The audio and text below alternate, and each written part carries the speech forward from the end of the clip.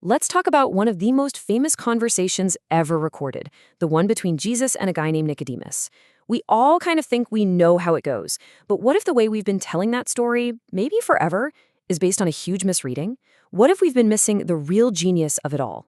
I mean, usually the story gets boiled down to this, which is pretty unflattering, right?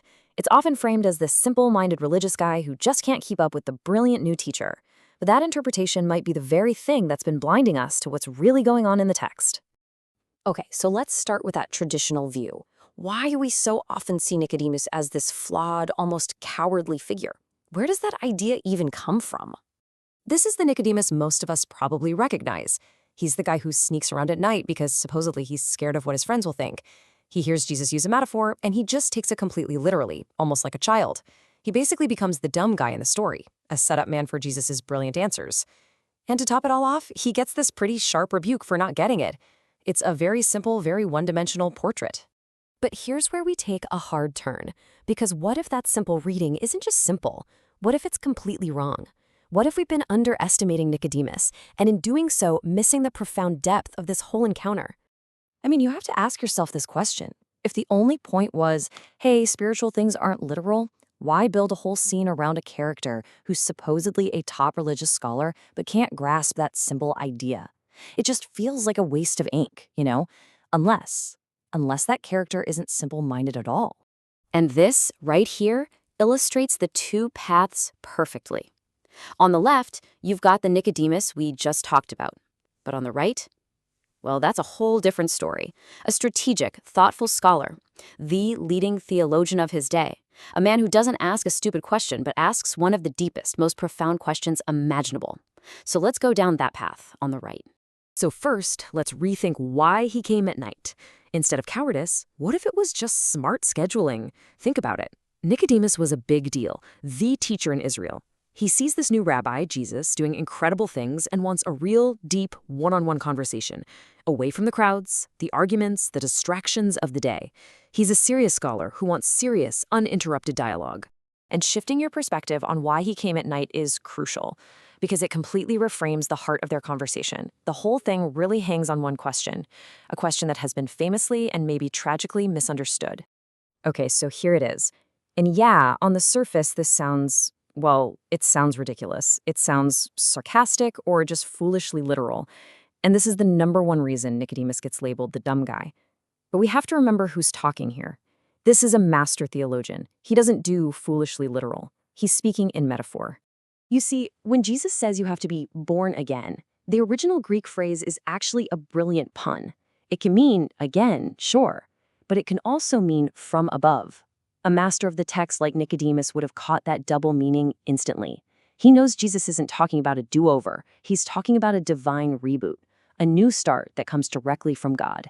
And this is why Nicodemus is so skeptical.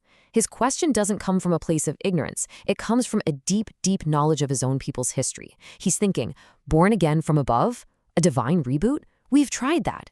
God tried to reset everything with the flood. Then he tried again with Moses and the law. Then again with King David's kingdom. And again after the exile. Every single time it was a new start, and every single time it eventually failed. So Nicodemus is basically asking, okay, Jesus, how is this born again going to be any different from all the others? So Nicodemus is challenging Jesus, asking how this divine reboot is any different. And he wraps that huge historical question up in a powerful metaphor. When he talks about going back into the womb, he isn't talking about a person at all. Now, this is the literal definition, the one that makes his question sound so absurd. It's what we all picture. But a top theologian of the day, speaking in metaphors, he was thinking on a much, much grander scale. Because for Nicodemus, he was tapping into a metaphor from the very beginning of the story, the creation account. The womb of all humanity is Mother Earth. It's the ground from which the very first human, Adam, was formed. So let this sink in. This is the real question Nicodemus is asking. It's staggering. He's saying, Jesus, are you telling me we can somehow rewind all of human history, go back into the womb of the earth to a time before Adam and the first sin, and get a truly clean slate for the whole human race? That is not a dumb question. That's maybe the most epic question anyone could ever ask. And what's amazing is that the text doesn't really give us a verbal reply from Jesus, because the answer isn't in what he says right then. The answer comes later, in what he does at the very end of the story. Just look at how this plays out. First, Nicodemus asks his massive question, how can we return to the womb and be reborn? A short time later, Jesus dies and is placed in a tomb carved out of rock. He literally returns to the womb of the earth. And then what happens? He resurrects. He comes out of that tomb in a garden as a totally new kind of human. The resurrection is the answer to Nicodemus's question. And here is the most incredible, goosebumps-inducing detail of the entire story. Who was right there helping to take Jesus' body and place it in the tomb, in the womb of the earth? Nicodemus. The man who asked the question is a direct participant in the answer. He's there, watching it happen, and he was probably one of the only people on earth who could have understood the cosmic significance of what he was doing. And if you need any more proof, the author of the story, John, just hammers it home. He deliberately frames the resurrection scene to sound just like the Garden of Eden. It takes place in a garden. Jesus is mistaken for the gardener. He's a new Adam, kicking off a whole new creation. It all ties together perfectly. Return to the womb of the earth to be born again. So no, Nicodemus was not a coward, and he was certainly not a fool.